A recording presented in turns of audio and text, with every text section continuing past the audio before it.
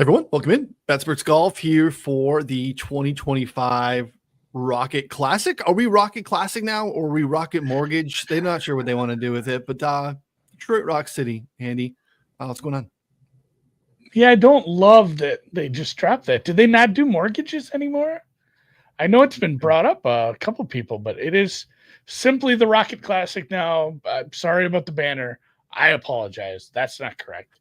If you're Rocket Classic, way more fun name. It sounds cooler. Yeah, sounds like really rocket, like the video game, or like Pokemon Team Rocket. Rocket is a cool usage. Not when you're talking about mortgages. Anyone who's ever bought a house knows a mortgage is a huge pain in the butt. More paperwork to sign. Just kill a full tree to sign a mortgage. But we're not here to talk about that. We're here to dive into the first of the doldrum season tournaments. Yeah. Where we have this. We have the John Deere. We have the 3M. We have the Wyndham. And in between, we have a nice little respite in the UK with the Scottish Open and the Open, the British Open. So this is tough, but there's some decent names here. Somebody, a good tweet I saw is the ultimate recession indicator that Patrick Cantlay is playing here this weekend. It's like, Cantlay and Morikawa. Matsuyama. We got some big names here in Detroit. This is kind of fun. It makes the tournament better. I don't dog on these people for playing more golf. Go play golf. I don't care if it's a non-signature event. Go play an easy course. Like if there's ever something where it's like, man, like let's take Morikawa, for example. I can't putt. My putting is shit. I'm losing my mind on the putting greens and I'm losing a lot of strokes. Go play an easy tournament.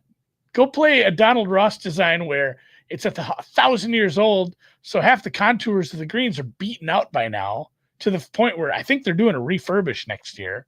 They are immediately after, actually. Go do a putting contest and try some stuff out. Get your putter going so you can go compete in the Scottish and the Open. You haven't posted a win in almost 3 full years. That too. Getting that off your plate would be great for not like Morikawa, but also, as you point out, Cantlay, who it's been several years for as well. So I like this course, but as I mentioned, it's an easy course. It's a putting contest. The weather looks pretty cooperative. Not only that, but it's been wet. We don't live too far from Detroit. As far as the weather I get is then the weather Ryan gets the next day, and then that weather is on to Detroit the following day, or something like that. So it's been pretty rainy over the past few days. It continues to be. Course should be set up pretty wet, but then once we start play, it's looking like things are going to be nice and easy. So 22 under, winning score prediction off the bat. And it does feel like a week where, despite what we said, that there are major winners. We have a Masters champion. We have, multi-major winners here. It still feels like a week you can really take some long shots. It's a putting contest. It's a resort course in Detroit. And definitely going to take some bigger names. Like, I'm going to play Clanton. It's a big number. He's new, but hey, it's another, you can bob and gouge this. If he putts well, he's going to compete. So it's definitely a fun week to take some flyers. I have the biggest card in terms of actual number of names that I've had all season because of what you just said. I have 8 guys on the card, Andy, and I think 6 are 90 or longer, right? I think that's just kind of the nature of the week, because even though you have a strong field, we always talk about the best golfers can separate on harder tests when you make this a basic muni setup. And it is. I mean, in terms of any course that I think we play, even Craig Ranch, to be honest, we might not climb into like the 30s where Scotty won at this year. This is as benign as you could possibly lay out. There is no penalty for missed fairways. There's no penalty for errant shots. They're kind of smaller greens. But you can absolutely bomb away. You're going to have, I think we saw on average the last 5 years here, which is kind of about how long we've been coming here. 30%, 31% of your approach shots are from 50 to 125. It is a drive and wedge fest. It's driver heavy, wedge play, and make your putts. And that brings in significantly more amounts of variance So when you have, Cantlay's and Morikawa's at the top of the board, short of 20, that's just not of any interest to me when it's just not necessarily how those guys even set up to play. Now, Cantlay's played pretty well here. Morikawa seems lost a little bit, post caddy change. We would never in a million years be chasing him at 12 in this spot personally. But I think it brings in a ton of variance. So I said nice things about Colin. I said, hey, he come here and get a win. That'd be great. The current number plus the current form, full field event, and the fact that he was seen trying out new putters on the practice screen already. I mean, if he wins, he wins. I don't want to say he has no chance. I don't work in absolutes. I can't be betting him at this with all those factors. Like you kind of got to just toss him out quickly, right? I was talking about it in our Discord because, people were upset that like JT got up a little bit and then folded a little bit on Saturday. And then you get Tommy, Tommy is obviously, we need to touch on some Traveler stuff. Obviously, what happened to Tommy on Sunday, he's, people feel bad for him, but he gets grilled at, doesn't have it to close. And he's all this. Morikawa is nowhere to be found. He was on his private jet to Detroit before Tommy even teed off on Sunday. And like, no one's even talking about that. Like he's not even getting crushed for that. Whereas these other guys are getting, kind of crushed in the narratives of the weekend that happened in Connecticut. But like, he's been just a no-show for a solid month and a half. So yeah, cannot shop at the top of the board. Let's touch on that real quick. I don't even know if it's real quick. It's probably more exciting of a discussion right now than anything with, the rocket of the field that happened at Travelers. And what comes of Keegan, what comes of Ryder Cup. I didn't even get to touch on this with Ron yesterday because Ron was on the course. He's, if you're not following Ron on Twitter, PJ Splits 101. He lives in Detroit, guys. Yeah. Lives there. He's gone every year. He's hanging out with caddies and players and trying to get as much information on stuff that we can. Like we got the, hey, Thor, the wrist is good. It was Ron's assignment for Monday. I'm like, hey, I need you to find out what's going on with Fjord Bjornsson's wrist. He withdrew in Canada, didn't finish his U.S. Open qualifying. How are we doing? Figure that out. So Tommy falters. We'll take this wherever you want. Tommy falters. Keegan does his thing. Ryder Cup, playing captain. What do you make of what happened over the weekend?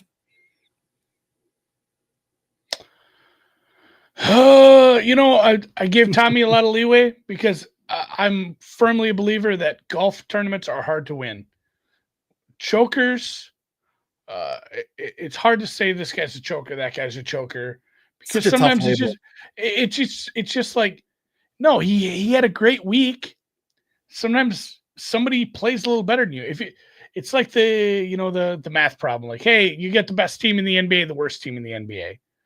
Would you bet them at even money? Of course not. The worst team. Now, what if you're doing it and it's first team to 2 points? And now we're talking. Like, the sample size is different and a lot can happen. It's the same thing. Like if I'm betting Tommy Fleetwood in a head-to-head matchup, it's a lot easier to be like, hey, he's not a choker. He can do this. Tommy Fleetwood against 155 guys is different calculus. And, I mean, it happens. The same thing can go for Morikawa and Cantlay. We saw it with JT. Like it's crazy. Just like one good week, and suddenly that label, that stink is off you. You're fine again. Although JT is definitely not fine again. But this felt different because this felt very choky. This was gross. This was pretty ishy. Like, and a lot of guys went low on Sunday. A lot of guys went low. So, and he, that's the thing. It wasn't like, hey, it was tough conditions and one guy just had it. One guy had it, man, and he caught you. It was easy scoring conditions. A lot of guys went low, and you couldn't do it. You couldn't hold it together. So, like, he might finally just have the choker label. Yeah, and Donnie makes a good point here in the chat too. Like, choker is a tough label, but there is something to like the closing killing mentality, and I just clearly might not have it, right? Like, what's interesting is that he seems to have it a little bit when we get to late September every other year, and he's wearing the blue and the yellow. Yeah, this is crazy. Yeah, he's so good in match play. Yeah, tough for him, and weird for the the Keegan stuff. And I guess maybe it's probably overstated what a captain does. I kind of agree. So a captain, I think it's probably more in the middle than we're giving it credit for. I feel like captains do more of their work before the tournament starts than actually once it's going. You can't go in there and be like, I'll see what Luke does and then I'll decide. You have things drawn out. You have contingencies, flow charts. If they throw out this team, we're throwing out that team. If they choose this team, we're choosing this team. Like, you know, well ahead of time. You have assistant captains that are helping with you. Like Keegan playing and being captain is fine. It's fine. It's not going to change the fact that he's outclassed by 1,000,000 points anyway. Donald has clearly shown that he's an elite captain who knows exactly how to deploy his team using analytics and smarts, and he has the better team. So it doesn't matter.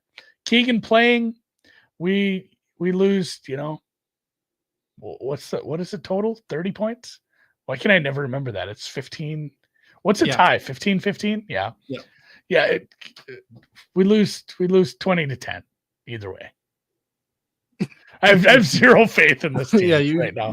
Like, I just look at the name. Some of these guys are playing good golf, but they haven't gone and like, oh shoot, I got to play John Rahm, walk with him for 18 holes. Like, I will say that the Euro team was peaking earlier in the year. Ludwig's not playing quite as tight and neat as he was earlier in the year, right? So like, there's some shifts on some like stuff that seems super duper clear. So we're still a little early. I agree. Plus 160s or so, or whatever, plus 150 that's out there now still seems like the right side. I'm torn on like the demands of captaincy, and even in your like what you're just saying there, we're giving a ton of credit for the levers that Luke Donald can pull in the captaincy, but at the same time, kind of talking about how it doesn't matter quite as much. So I agree. I mean, look, if he were to play, even if he were to just play late in one session, so either Friday or Saturday, he's in the late window, right? And obviously singles. What is he missing? Yeah. From a That's the thing. standpoint? He's not going to play 5 matches either way. Yeah, you play late, you get to walk, you get to see everything that happened early. And then once you announce what your 8 guys are for the afternoon round, then the golf starts. Then you get to the range and you start prepping, and maybe it's a little bit of truncated prep for him. And maybe that's where he's impacted, because he puts himself off in the late group on Saturday, plays in there, and then, rally with the troops, find out what happened. What did you miss? And then you already kind of got your singles line up probably laid out. And again, that's laid out ahead of time. You don't get to see what the other team is doing. It's just like, here's the order of our 12. Here's the order of their 12. And what happens. Like, the golf happens. So argument I was making this morning on Twitter, jumped into discussion that I saw about this. Like, what is he missing once the golf starts that his team can't do, that he can't gather from strokes gain data? Like, does he need to be high-fiving Ben Griffin walking off of the 9th hole to create vibes? My argument would be, we saw it yesterday or Sunday in New England, the Team USA chants and the vibes that Keegan feeds off of from a crowd standpoint as a player. I feel like that's more impactful than anything he would be missing in terms of being a captain only, right? Like, I feel like you're missing, a player that really should be out there for you. So I'm confused on what that is. Maybe we're naive to the role, but I feel like the impact of him being a playing captain could also be impactful. And we hadn't heard what he had said in the presser.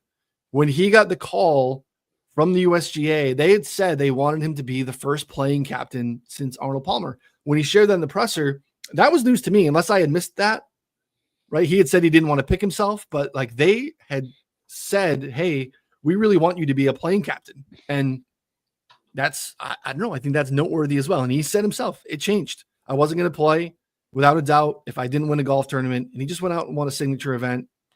And it's pretty interesting. So it's tough for him, because now it's no win, because the narratives post are written in pen in mid-June. He either plays and it's a mistake if they lose, or he doesn't and he gets criticized for not putting out his best 12 because he was one of the best 12. It's really tough. No, he's screwed. Yeah. I don't know. So, I like how you pointed out, like he plays and they lose, or he doesn't play and they lose, because I'm still on that boat. Europe's still plus 140. You can here's a fun one. What percentage chance do you think Keegan plays? I would say 60-40 now that he plays. You can bet at Bovada plus 110 to the yes. If you want. Yeah. Yeah, I think he plays now. It's juice to the no right now. Minus 150 plus 110. Quite the spread, but it's a prop bet, so that's what they're the problem do. The problem here is that back end isn't fully emerging, right? Like we're feeling better about maybe a little bit of it than we were a couple months ago, but you need someone to kind of come up and grab the bull by the horns, and we haven't had that per se, right? I think Jordan Spieth on this team, he's not even a discussion for me. I'm like, people can argue if he's on the team. But the Cam Youngs, the Sam Burns, are we feeling better about those guys, right? Does someone emerge? Like, I don't know that there's room on the schedule for Luke Clanton to like win multiple times and earn his way on there. I just don't see that as happening as, thought that could be a potential, because it's, you wanted Brooks to really grab it too, right? Like, can Brooks go out and do something at the Open? That would be interesting. Can you win on Live and top 10 of the Open, right? That would be a little bit helpful, because that's why there's room for the Keegan discussion, right? The vacuum is not closing. Like there's just keeps opening up a pocket because no one's going in there and grabbing that spot, those couple spots. Well, and even some of the guys who are in that 6 to 12 range, it's not like these are, wow, that's just a guy that we can't live without. He's played well this year, but it's not a huge name that has to be on this team no matter what. Yeah. The door's wide open. I'm probably 70-30. Okay. Yeah. So you're gonna play that? Some of it I might. Some of it feels like the excitement of having just won that tournament. If he could, outside of the majors and the players, is there a tournament he'd rather win? It's the only one in the Northeast that's on regular tour stop like that. So it was pretty cool for him to get that done. And I think the juices were really flowing with some of the comments right afterwards when they asked him about it. But I still do think he plays. Yeah, it's going to be fascinating. And we can talk about this all the time. We do at this point. We're in this cycle basically, and it's pretty easy to fill Rocket Classic John Deere content with some Ryder Cup speculation too, because it's fun and it's shifted. I mean, in the last few years, this has even taken on kind of a new importance in the space and the calendar. So it does matter. It does bring casuals in, which I think is pretty interesting. All right, Rocket Classic. It is again as mundane as it gets. Is driver heavy. It's a wedge fest. Went over some of that yesterday on the First Look show. If you want to see some of that data, you can go into the course database section, look at the Detroit Golf Club. Straight up, very normal average length, par 72, birdies all over the place. Last year we saw a winning score in the high teens. We've seen it into the mid to high 20s. Andy made a 22 under prediction. I think that's probably a good call. It's probably where we're going to live. But yeah, any course stuff, nuances that you want to talk about before we jump into some bets of the field? There's no course nuance to talk about. No, I mean, this kind of course is kind of is what it is. This is, like we said, it's a Ross. It's easy. There's going to be a lot of wedges. Hit your tee shots strong, accurate enough. Hit your wedges well. If you're missing these greens, you're not going to win anyway. So I don't think around the green is a big stat we're going to look too deep into this week. Little longish, but at the same time, like we said, it's not going to play that long because so many holes are just bombable. I mean, it's 73, 70 is what I have written down here. So tree-lined parkland with wide fairways, 3 pretty scoreable par 5s, 2 pretty scoreable par 3s. All of the 4s are pretty nice, except what we got 18 is long, 12 is long. There's a couple long fours. That's like the hardest part of the course. And we have the area 313 with the you're supposed to get what That's so stupid. A birdie, a hole in one, and an eagle. It's so dumb. Yeah, that's not happening. Oh, it's eagle, hole in one, birdie is what you're supposed to do to get on the 6th through 8th holes. Looks like we said, looks like the weather's gonna be fine. There has been rain, it's soft up there. My key stats are approach, putting on bent POA, scoring on par fives, maybe scoring on short par threes. You can look at comp courses, you can look at Donnie Ross courses, Sedgefield, East Lake, Aronimink. You can look at again Sedgefield just for a comp. TPC Deer Run, Twin Cities, Country Club of Jackson, maybe even some of the resort courses that are south of the border that aren't exactly the same agronomically. They kind of play similarly where you can just, hey, we're in Puerto Rico, bombs away, let's score. Yeah, I like that more than even Sedgefield, because Sedgefield is a little bit more strategic off the tee. It is a little bit more, to me, even like Canada that we just saw, right? Like it's just super driver heavy. You need to buttons in score there. We get some of those spots where, whether it's at least the 3M has water, it's a little bit more penal if you're spraying it off the tee, but you're still ripping and ripping a little bit. Craig Ranch, some of those spots. I brought up your model here. Can you just keeping it pretty basic here? It's big pockets of a percentile going out at the top. Rico. I feel like you just do whatever you can to make sure you land on Rico at the top of the model and then go from there. What do you do? This is one I built last year, but it is pretty simple. Not bare bones, but it's simple as far as I didn't want to get granular on this. I don't think it's bad. I think it's simple. But I mean, I don't think there's a lot to this course, right? Like get it out there and make some putts, and you capturing that here pretty significantly. Sometimes I like to look at, I think there's two different ways to dive down the rabbit hole. You can either go into very specific stats, like par 4 scoring, which is maybe doesn't sound that specific, but it's a lot more specific than, just ball striking or putting, SG putting. Or you can take some high level stats like that. In my case, I use strokes gained total. And give them a lot of filters. And that's kind of what I did with this week, or excuse me, with, the Detroit one I made last year, which I looked at it and like, this is pretty much what I'm happy with this. But so that first one is 2 years of just strokes gained data, but it's on easy and very easy scoring conditions. Like how have you played when it's putting contest, birdie fest. Second one off the tee, driver heavy courses. So just one filter in there, but off the tee. Ball striking, third one. Greens and accuracy, easy, which is definitely what we have here. How are you playing on courses where everybody's finding the greens? Are you doing better than the group as far as that goes when you're ball striking?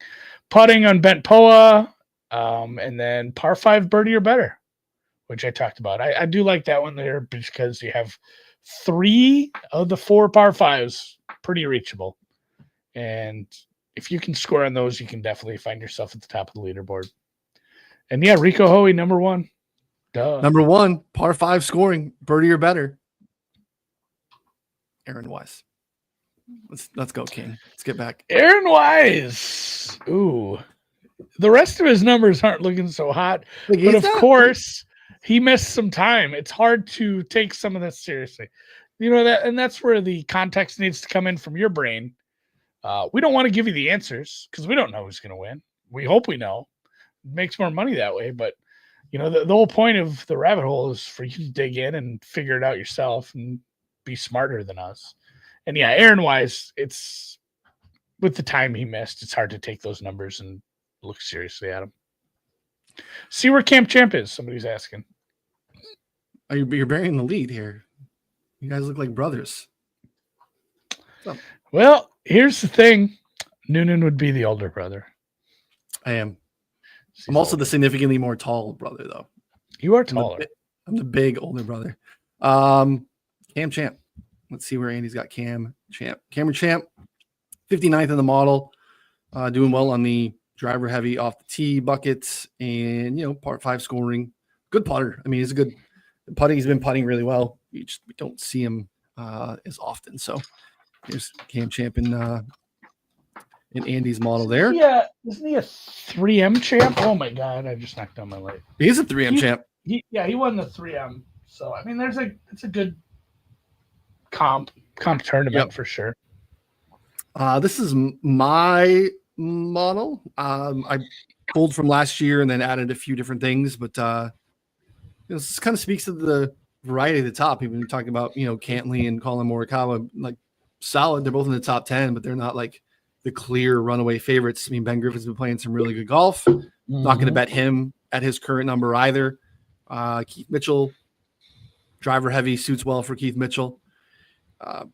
First round leader seems like a good way to go. Smalley, Harry Hall, there's Keegs again. Jesper Svensson jumped up for me, and that became a bet. He's 100 to 1 and looking really good in a bunch of different metrics. I obviously have a few more here. Looking at, I don't typically do these proximity buckets but we have so many.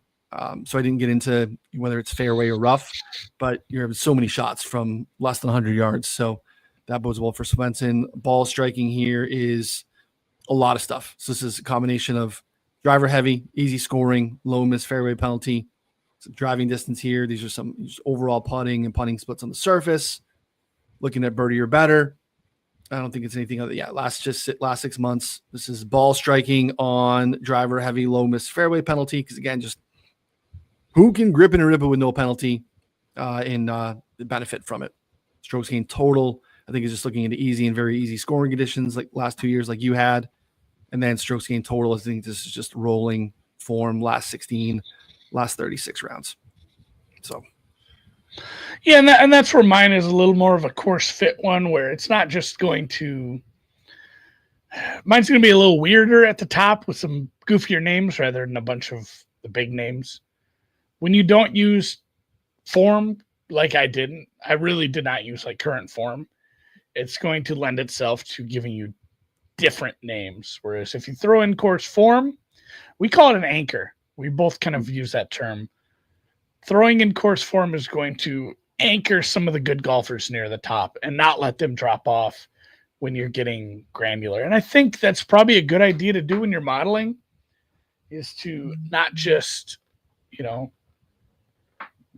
maybe not just do it the way I did, even though I know how I want to treat that and how I want to treat those numbers.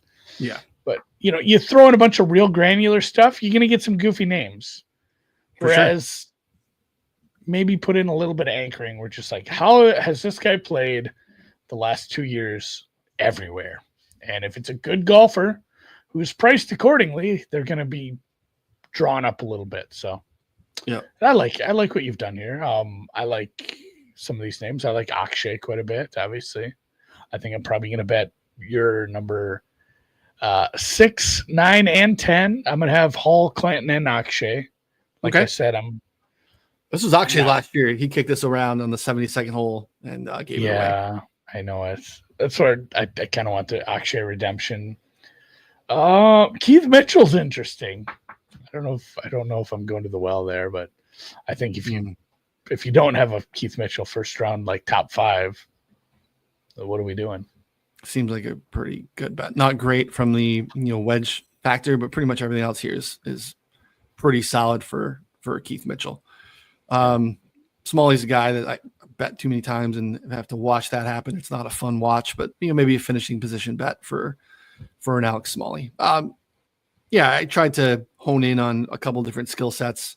Some guys that didn't model particularly well overall, but maybe popped in, one spot or two, found their way on my card. So have you made any of those bets? You said Hall, Clanton, Akshay. Anyone else that you bet, or are those the kind of where you're starting and maybe finish? No, but, I mean, because they're not huge numbers. Like Clanton and Akshay are like 35. Like I said, I'm going down the board, but not, there are some names further down the board I've looked at. Stefan Jaeger, 70-ish. I think that's feasible. Honestly, Michael Kim, 66. I know we haven't been as keen on him, but it's because he's had to play tougher events. Like he did all this grinding early in the season, played all these, he did great, and then he had to go play majors and signature events. And it's like, oh, he's not as good anymore. So he's playing an absolute meat grinder of a course against the best in the world. Like, let's see him at Wyndham. So Michael Kim's on the list, I think, and honestly, I might be where I'm at. There might be plenty. It's crazy. Max Homa, 128-1. True. I would bet that. I'm tempted because he's turning it on a little. God damn it. And he can putt. He can putt. I mean, 120-1 on a spot like this. Like, that's. I even flirted. I saw I think 80 was the best I saw yesterday. Dang, that's a big number, man. I mean, I know it's not been great, but it's been better. Yeah, I mean, domestic. That's what I'm saying. Like the last time we went out and played a major, it's like. Yeah, I mean, the PGA, he was in the mix, right, for a little bit. He tough weekend. You do still have to play 4 rounds, but yeah, domestics you're looking at basically 80 is the best number. So that 130 is pretty crazy. So yeah, I'd bet that. I mean, look, I'm betting a bunch of bombs this week. That's a great one, right? There's some pedigree and could figure it out. I don't know. Good vibes in Detroit. Another guy that probably comes here, get off the schneid a little bit. That'd be a fun one. So I'm with you on Clanton. I mean, just been on Clanton on shorter prices against better fields. So I'm not going to not be a part of this one. This is kind of where he got started last year. T10 here was kind of the start of things for him, and T2 the next week and at the in the Quad Cities. So I'm in there. I'm also this is the last stop for me for the Cam Young train. Again, I did it for a couple of weeks. I'm going to give it a ride. This is a spot where, again, bombing and putting, it's basically he's been doing a terrific job at those two things as of late. So Cam Young, and that's it for me. Anything near the top, the rest of it is just way down the board. I'll fire him off at you. Okay. Let me see what my bombs are. I can even pull them up because it's there's just so many, and I might forget one. I'm surprised that the guy I definitely thought you were going to have here. People love betting this guy, especially on long golf courses. It's a pretty good putter. Jake Knapp. Looked at him for the girlfriend. Also, I forgot one. If you think I'm not betting Rico Hoey at 100-1, you're dead wrong. So card is a little bigger than I let on. Yeah, Jake Knapp, good putter. Good ball striking here last year. Could not putt, but it's been great. And actually, you look at easy scoring conditions, driver heavy, low miss fairway penalty past 2 years. Jake Knapp top in that little sub model. Thor, Ron checked for us, chatted with the caddy, JJ Jakovic, who the former Colin Morikawa caddy, who's now with Michael Thor Bjornsson, was playing well early in the year, made 4 straight cuts. Again, bomb putting, birdies. Thor can do this. This feels like one of those spots for where your young guy can break through, like a Clanton or Thor Bjornsson. So in on him 100%, especially at 100-1. Jesper Svensson at 100, which I already talked about. Lee Hodges, 110. Oof. Played some pretty good golf on driver heavy courses. T9 at Torrey, 11th at Memorial. I'm adding one more. Not him. Not. What'd you get? I don't want that. 150-1. I get 2 more 150s. What do you got? I don't know. Tell me yours. I got Matt McCarty. No. I don't think you're gonna have either of mine. And then Antoine Rosner. Rosner is interesting. Just because I did make the comparison to like Puerto Rico and Mexico. Aldrich Potgieter. Yeah, 150-1. What if I put 20 bucks on it? Yeah, 150. So yeah, living down the board here. So way more guys than normal, but it's actually a little bit under my unit allocation for a typical weekend. Badly. Probably not batting battle, eh? 1,500-1 though. That's a GRP bets. Rebet. God, who was it? Zach Johnson to win the Masters or something like that. All the donkeys to win, like Sappin. Sapp in the third, 1,000 to 1. Yeah, I don't think he's quite ready for the big time. Yeah. There's some big names down here. I mean, Sammy Valamaki's got some love. He's around 175, 200 to 1. Garrick Higo's already won this year. Higo with like spike putting and bombs. Like that's a name. Toasty, I can see being on some people's cards. I looked at Toasty, yeah. Anytime you're, there's just a bunch of like just random Adam Schenk just randomly like top fives at some of these like bomber crap field courses. He's not been playing with good golf, but 300 to 1. Like this is where you should be hanging out this week. I think you can put out less money and more guys and give yourself some shots here. Just hopefully some guys run hot. If you want to each way it or I think it's a spot where Nate Lashley won here in the past, right? Elite wedge player. Like there's not a lot of great in Nate Lashley's game. Nasty Nate. Fantastic, inside 100 yards. And I think you're going to have a lot of that this week. So find some guys that can pop there. That's where Hodges pops for me. That's where Rosner pops for me. That's where, McCarty pops for me. So just good wedge players. If they get some other stuff going for them, I think it's a spot where those guys can contend this week. So it's a lot of dudes. Talked about a lot of dudes. And I was able to find Akshay and Harry Hall at 40, as well as Clanton. So all three of those at 40. Best price I found. That Homa number I'm not beating anywhere, I don't think. No, it's not domestic wise. Bookmakers pretty down on it. He's 80 at another place. So Homa at 128.50 is about as good as you're gonna do at Bookmaker. Michael Kim, what's my best number on him? 70? Looks like we can get a 70 on Mikey Kim. 75 at Bet Online. So cross him off there. Jagger is 70 at a lot of places. Yags 65 here. So yeah, somewhere around there. Yeah. I think it's going to be a good week. 60. God, I guess I'm betting him at Bookmaker too. 60, 70 to 1. Potgeeter 149.56. And then what is the best Rico Hoey number? Rico 98 and change on Chris, it looks like. Yeah, that's going to be where I bet him as well. So the betting card is Harry Akshay Clanton at the top. And then Mikey Kim and Jagger around 70. Hoey around 100. Homa up 125. Potgeeter 150.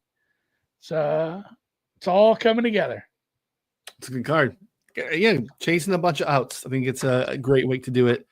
You do it again next week at the John Deere. I'm behind this week, not because of it being a busy week for golf, but just busy week family-wise.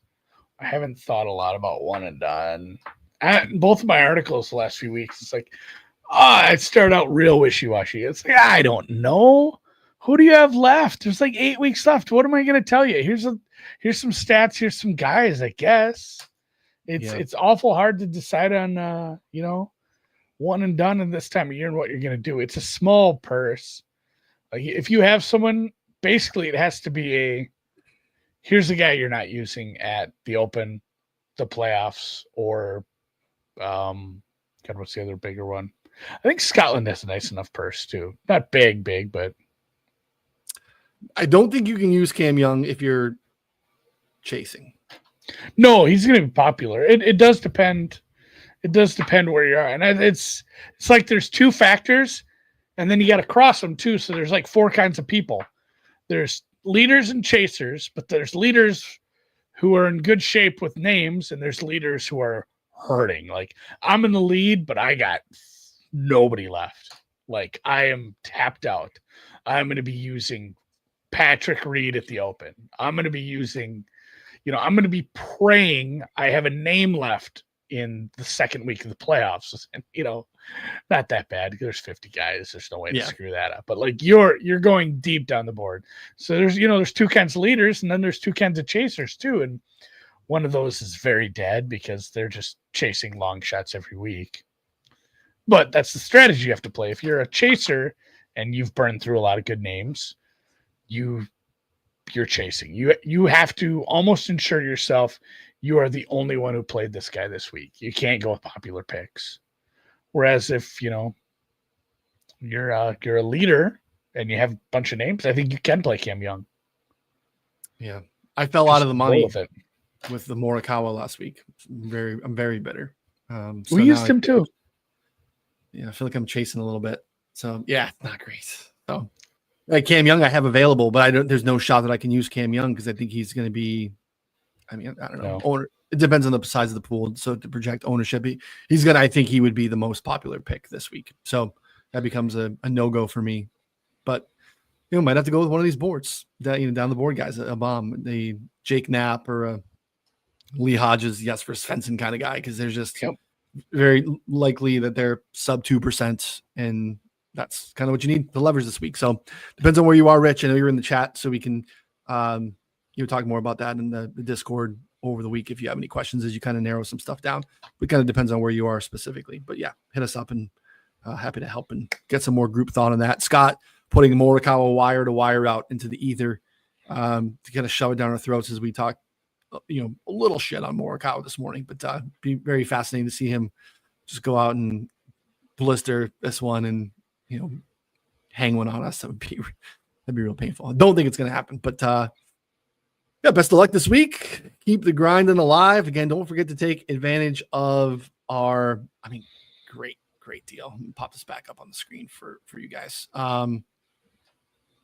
It is the best deal that we have, still the BetMGM deal. If you have not taken advantage of it, all you need to do, download the app, use promo code Betsperts Golf. Very easy to steps right here. They're going to give you bonus money back, but all you need to do is deposit and play $10.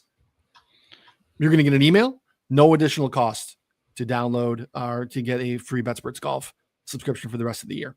For a full calendar year. So not even the rest of the year, full 12 months for just $10 on MGM. So reach out if you have any questions. We have promo code. What's our promo code for a cheap month, Andy? Summertime? Half price.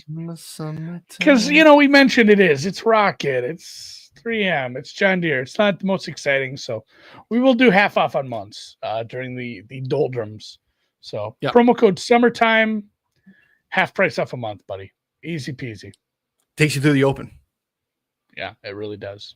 So if you are not on board, that's a good way to, hey, $15, try it out. Great deal. All right. I think that's it for us, bud. Let's call it a day. Enjoy the week. Enjoy the golf. And yeah, definitely make sure you're following Ron because he's going to have a bunch of, a bunch of content from the course that might come in handy. Yeah, he's pretty good out there. So we will see you guys next week for John Deere.